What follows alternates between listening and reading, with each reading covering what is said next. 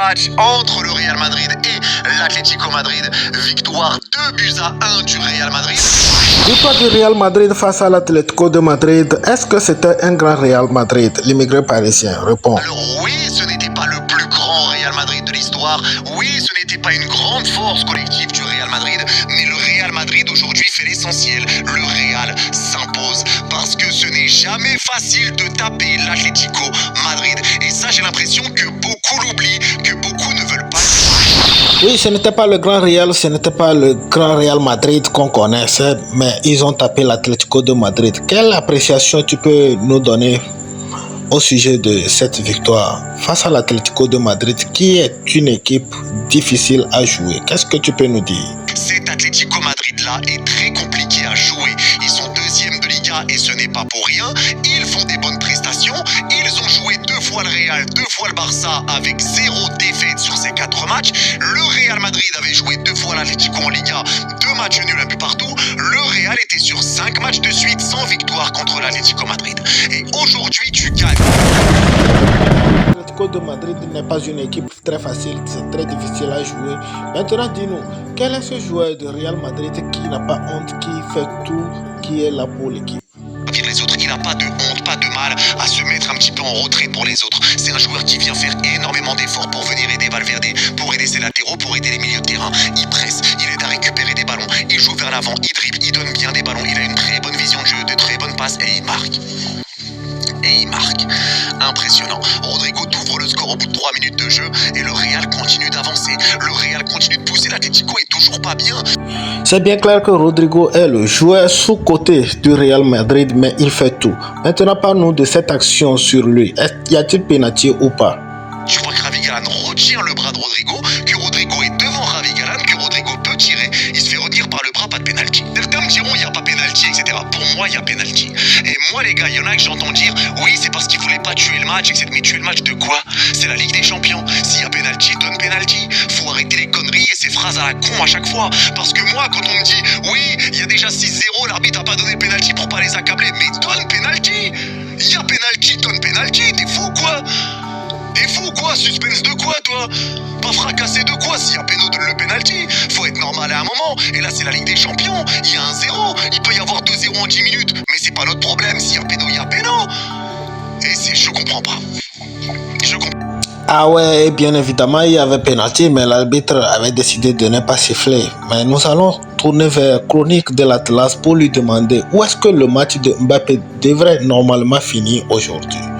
Il doit nous répondre ça très bientôt. Alors les gars, vous voulez savoir que pour moi, encore une fois, le match d'Mbappé doit finir où?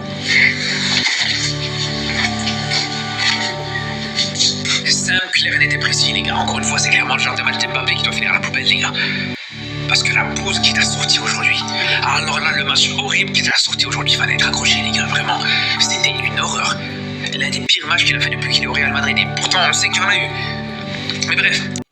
Eh bien donc, Chronique de l'Atlas a jeté le match d'Mbappé dans la poubelle. On retourne vers Riles pour voir si vraiment Vinicius et Mbappé ils ont fait un bon match. Est-ce qu'ils ont été performants? Parle-nous un peu. Individualité. Vini et Mbappé, ils n'ont pas été bons sur ce match. Mbappé n'a pas pu prendre en confiance du début jusqu'à la fin du match. On a eu une mauvaise version de Mbappé sur ce match. Les derniers derbys précédents, que ce soit à domicile ou à l'extérieur, c'était un match très compliqué pour le Real Madrid qui n'a pas joué encore une fois son meilleur football, mais qui peut remercier les deux génies à l'image, Brahim Diaz et Rodrigo. Ça fait extrêmement plaisir de voir au moins une victoire au Bernabéu, histoire bien sûr d'avoir plus qu'une option avant le retour au Metropolitano la semaine prochaine. Un match qu'on aurait pu gagner avec un peu plus d'avance en étant plus intelligent, plus efficace et surtout simplement meilleur au football. Mais un Real Madrid qui, même en ayant bafoué finalement ses options, n'en a pris qu'un venu d'ailleurs qu'on verra tout à l'heure d'Alvarez. Mais franchement, merci Brahim, merci Rodrigo, parce que là vraiment, tu vois, dans la vie, il suffit pas de grand chose, mais d'avoir un ou deux génies quand les deux autres guignols dont on va parler juste après ont été aux abonnés absents de tout le match. Il faut deux génies pour te sauver la vie. Et là pour le coup ça suffit, tellement c'est le marasme collectif côté Real Madrid. Et tu vois, il y en a qui aimeraient que je crie Vamos, etc. Je pourrais le faire parce que c'est l'Atlético Madrid, c'est une victoire dans un derby. Ça se fait normalement. Mais moi, le Real Madrid m'a tellement énervé dans le jeu aujourd'hui, a été tellement mauvais dans sa proposition collective, dans toutes les passes qu'on a ratées, tous les espaces qu'on a laissés à l'Atlético Madrid, le gâchis un petit peu de ce match-là. On était aux abonnés absents tout le match. Il faut 2 génies pour te sauver la vie. Et là, pour le coup, ça suffit, tellement c'est le marasme collectif côté Real Madrid. Et tu vois, il y en a qui aimeraient que je crie Vamos, etc. Je pourrais le faire parce que c'est l'Atlético Madrid, c'est voilà, c'est une victoire dans un derby. Ça se fait normalement. Mais moi, le Real Madrid m'a tellement énervé dans le jeu aujourd'hui, a été tellement mauvais dans sa proposition collective, dans toutes les passes qu'on a ratées, tous les espaces qu'on a laissés à l'Atlético Madrid, le gâchis un petit peu. Victoire du Real Madrid 2 buts à 1 dans un match encore une fois où l'Atlético de Madrid, comme d'habitude, ils nous ont posé problème. Ils nous ont posé problème. Autant vous dire qu'à la fin de la première mi-temps, moi j'avais les chocottes parce que la manière dont on a terminé la première mi-temps, c'était pas possible. Impossible d'avoir de l'espoir pour la deuxième mi-temps. L'Atlético de Madrid, ils avaient pris le contrôle du jeu. Le Real Madrid, on n'y arrivait plus. Et au final, le Real Madrid reste le Real Madrid en Ligue des Champions, surtout face à l'Atlético de Madrid. À la fin du temps additionnel, la victoire revient toujours à la Maison Blanche. Maintenant, le juste, faut pas trop parler. Dis-nous exactement, qu'est-ce qu'il faut savoir avant de décortiquer le match? Le débrief là que tu veux faire, quelles sont tes mises au point? Qu'est-ce que tu veux nous dire? Qu'est-ce qu'on doit savoir bien avant que on passe au débrief?